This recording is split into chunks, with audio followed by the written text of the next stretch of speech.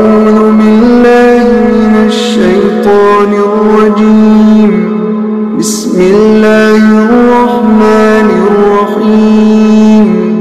سبح لله ما في السماوات وما في الأرض وهو العزيز الحكيم.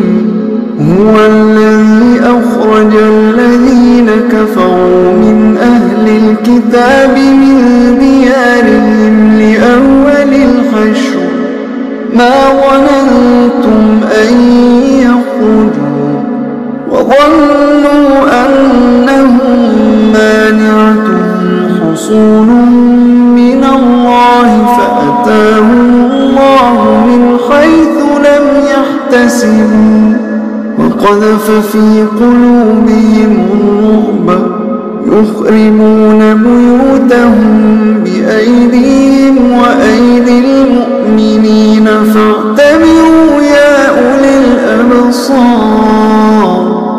ولولا أن كتب الله عليهم الجلاء لعذبهم في الدنيا ولهم في الآخرة عذاب النار.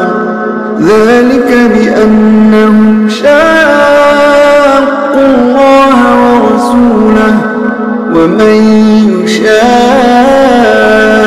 الله فإن الله شديد العقاب.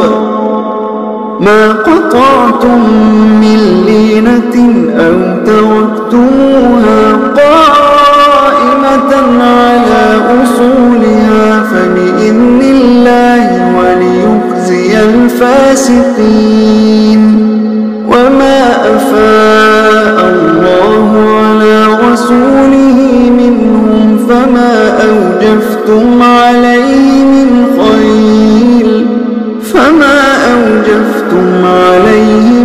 خيل ولا ركاب ولكن الله يسلط رسله على من يشاء